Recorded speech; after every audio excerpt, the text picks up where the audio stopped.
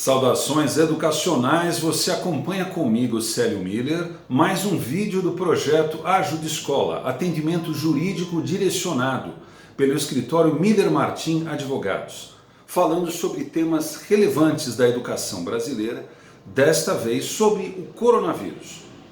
Foi publicado no dia 1º de abril de 2020, a medida provisória número 936, que trouxe grande comoção popular, porque ela veio permitir que as empresas reduzissem salários, suspendessem contratos de trabalho. Vamos considerar a aplicação desta medida junto à educação particular, junto às instituições particulares de ensino. Primeiro, que ela só vai vigorar durante o estado de calamidade pública, enquanto há esse estado decretado pelo Congresso Nacional, vigoram algumas medidas de exceção. A finalidade do Programa Emergencial de Manutenção do Emprego e Renda, sim, esse é o nome. A finalidade é exatamente essa, é a preservação dos empregos, a continuidade das empresas e a redução do impacto social da pandemia. Qualquer empresa brasileira que desejar utilizar-se dessas regras deve considerar essa finalidade principal. Afinal, a contraprestação de garantir os empregos aos nossos trabalhadores é aquilo que será oferecido quando se busca o benefício de redução de custos de encargos trabalhistas. São medidas do programa 3. A primeira é pagamento de benefício emergencial aos trabalhadores pelo próprio governo federal, Ministério da Economia, que já está provisionando bilhões de reais para isso. Segundo, a redução proporcional da jornada de trabalho e de salários. Quando falamos proporcional, significa que quem vai trabalhar menos vai ganhar menos de acordo com determinadas condições. E terceiro, a suspensão temporária do contrato de trabalho. Essas são as possibilidades lançadas pelo programa da MP 936. O benefício emergencial de preservação de emprego e renda, ele então será custeado com recurso da União e será pago quando houver a redução proporcional da jornada e quando houver a suspensão temporária do contrato de trabalho.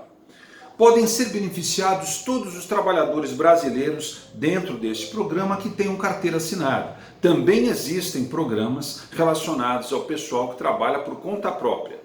Mas este programa de suspensão de contrato de trabalho é destinado àqueles que têm carteira assinada.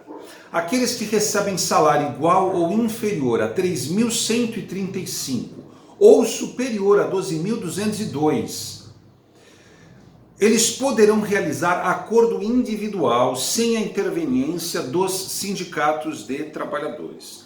Todos os outros que se encontram no meio desta faixa, entre 3.135 e 12.202, o acordo deverá ser feito por intermédio dos sindicatos de trabalhadores. Isso é disposição da medida provisória.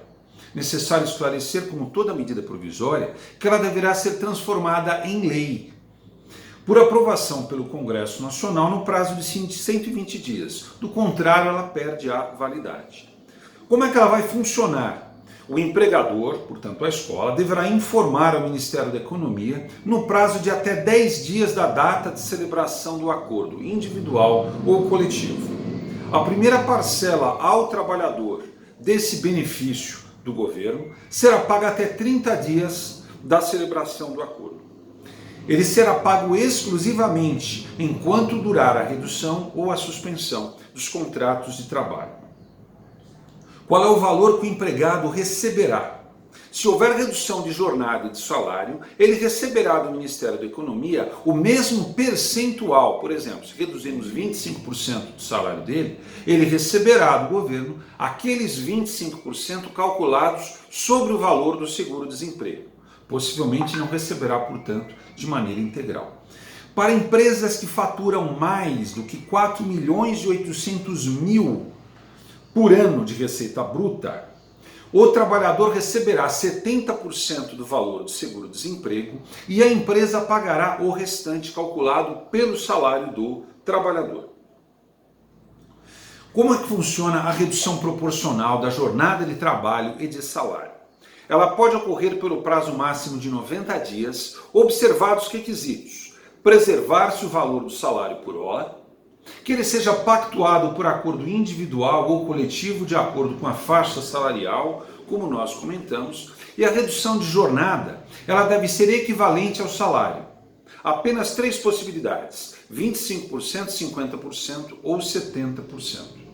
Se a redução de jornada e de salário for de apenas 25%, não importa o valor do salário, não há necessidade de interveniência do sindicato. A medida provisória autoriza que em qualquer valor de salário a redução de 25% seja feita por acordo individual. Vamos considerar dentro da instituição particular que nós temos a categoria dos professores e dos auxiliares de ensino.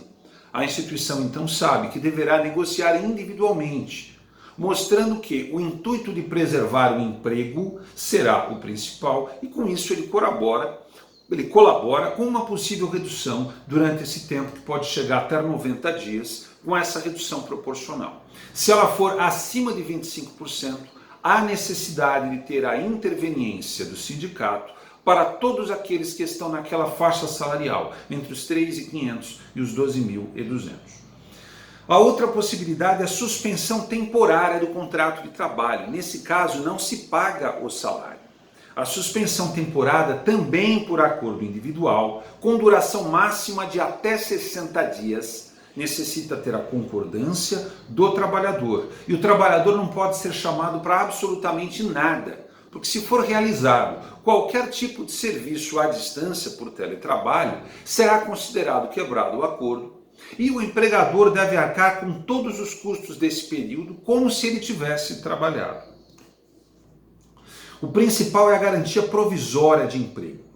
Podemos ter como certo, apesar de todas as discussões e polêmicas, que os acordos firmados individualmente ou coletivamente deverão ter como contrapartida do empregador o oferecimento dessa garantia de emprego. A medida provisória estabelece que pelo menos o dobro do tempo em que se gozar desse benefício deverá ser utilizado, deverá ser gravado como estabilidade.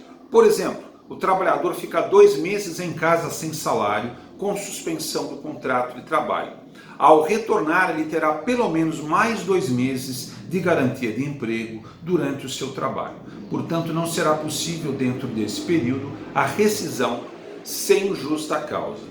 Caso a empresa, caso a escola não opte pela utilização desses programas, ela tem plena liberdade para proceder às demissões, às rescisões, arcando com o custo, como sempre determinou a CLT e as convenções sindicais. O tempo de validade dessa redução proporcional de jornada ou a suspensão dos contratos de trabalho será finalizado quando acabar o estado de calamidade pública e isso depende de decisão do Congresso Nacional revogando o decreto. Quando finalizar-se o prazo definido em acordo, se estabelecermos esses 60 dias, terminou esse prazo, o funcionário volta ao trabalho e volta ao recebimento de normalidade. Ou o comunicado do empregador. Se o prazo de duração do nosso acordo for 60 ou 90 dias, podemos ter a necessidade do trabalho daquela pessoa de volta à normalidade e podemos convocá-lo, retornando à condição inicial, à condição original dos contratos de trabalho.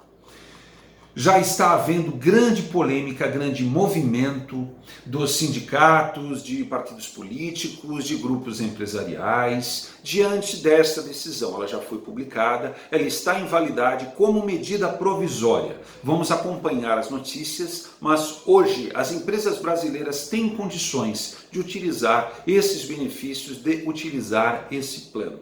O Ministério da Economia vai editar de que maneira deveremos fazer o comunicado dos acordos individuais ou coletivos junto à plataforma do governo. Vamos com fé, vai dar tudo certo.